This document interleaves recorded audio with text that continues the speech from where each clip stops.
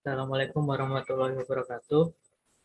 Pada kesempatan kali ini, kami dari kelompok 9 akan mempresentasikan hasil pekerjaan kami mengenai tugas 1 durabilitas dan degradasi material bangunan, yaitu resume buku Durability of Engineering Structure. Oke, lanjut.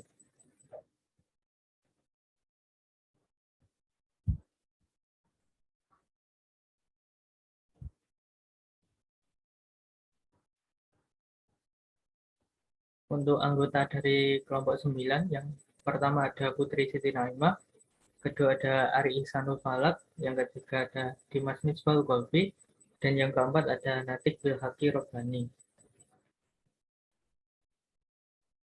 Nah, untuk bab 1 yaitu adalah metal atau logam.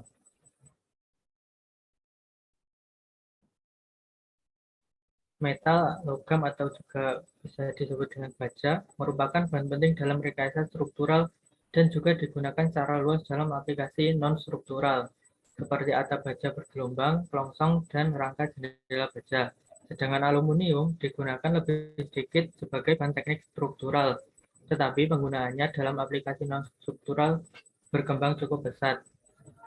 Yang pertama ada mekanisme korosi.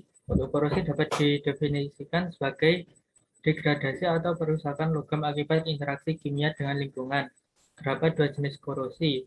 Yang pertama disebut dengan korosi kering atau korosi suhu tinggi.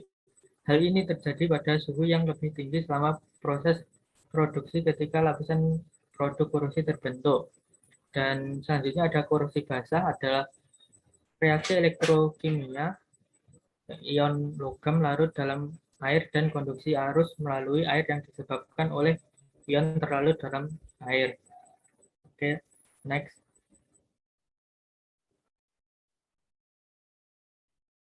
Nah, dengan asumsi tidak ada reaksi yang terjadi antara air dan logam, keseimbangan berikut akan terjadi ketika logam bersentuhan dengan air sebagai berikut. Oke, next.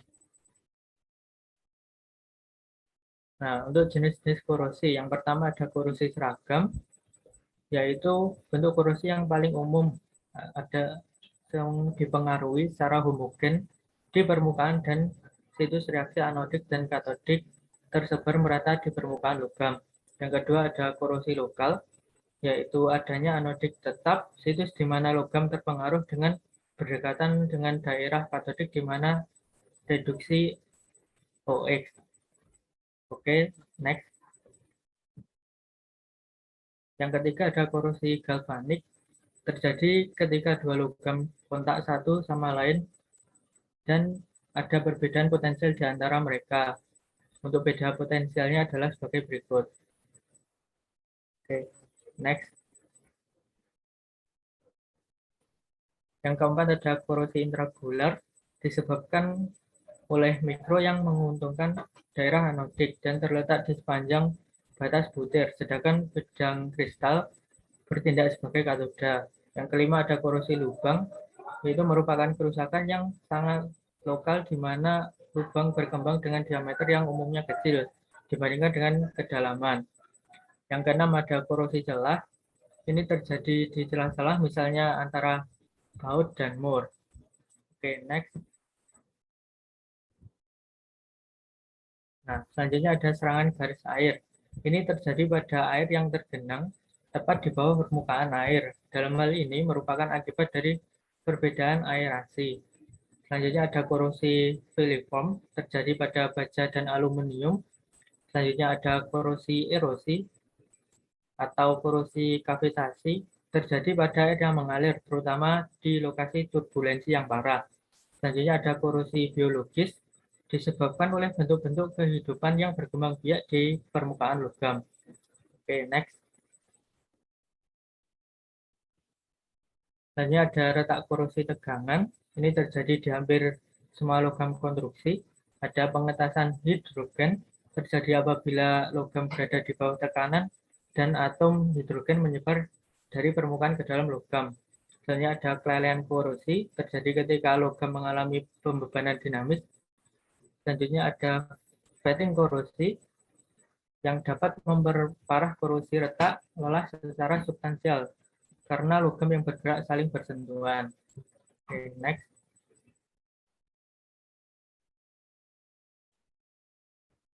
Dan ini ada korosi logam dalam praktik. Yang pertama pada baja struktural. Baja sendiri merupakan besi dengan perkiraan kandungan karbon kurang dari 2% dan presentasi silikon yang lebih rendah. Yang pertama ada korosi atmosfer, yang kedua ada korosi baja struktural dalam air dengan laju reaksi katodik sebagai berikut. Oke, next.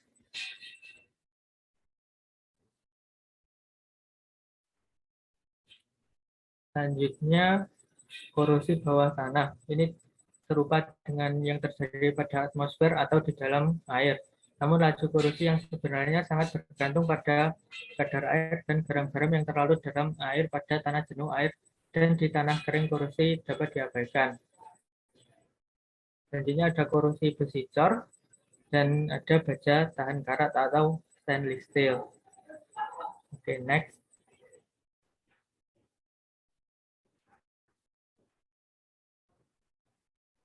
Selanjutnya ada pelapukan baja atau weathering steel.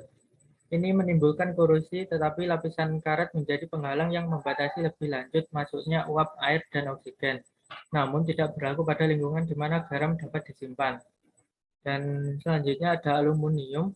Aluminium sendiri memiliki ketahanan korosi yang sangat baik karena lapisan pasif pelindung dan secara umum aluminium jauh lebih tahan korosi.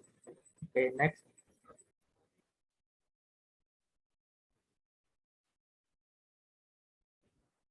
Selanjutnya ada perlindungan logam. Baja struktural serta panduan aluminium membutuhkan perlindungan antara lain pelapis organik, pelapis anorganik, lapisan logam, proteksi katodik dan anodik. Yang pertama itu persiapan permukaan atau surface preparation, yaitu meliputi metode persiapan permukaan. Yang pertama pembersihan mekanis, lalu pelarut dan pembersih kimia. Oke, next. Selanjutnya ada pelapis organik. Di sini ada cat atau pelapis. Yang pertama ada lapisan konversi. Selanjutnya ada cat atau pelapis organik. Pelapis organik yaitu lapisan seng anorganik yang diterapkan untuk melindungi baja, terutama sebagai primer. Sebagian besar pengikat terdiri dari silikat alkali yang bereaksi terhadap silikat. Oke, next. Selanjutnya ada kegagalan pelapisan. Ini disebabkan karena untuk penyebab kegagalan sistem pelapisan adalah karena pembersihan permukaan logam yang tidak memadai, sistem pelapisan yang kadang-kadang dapat terletak atau terkelupas, cat-cat atau peleburan pada lapisan. Untuk standarnya yaitu standar ISO 12944 bagian 1-8 tentang cat dan vernis. Untuk perlindungan logam dengan pelapis logam, yang pertama ada galvanisasi yang meliputi hot dip galvaning, discontinue, continuous, dan electrogalvanizing. Selanjutnya ada proteksi katodik.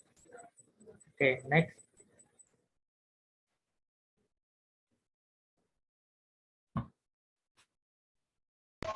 Ya, saya lanjutkan.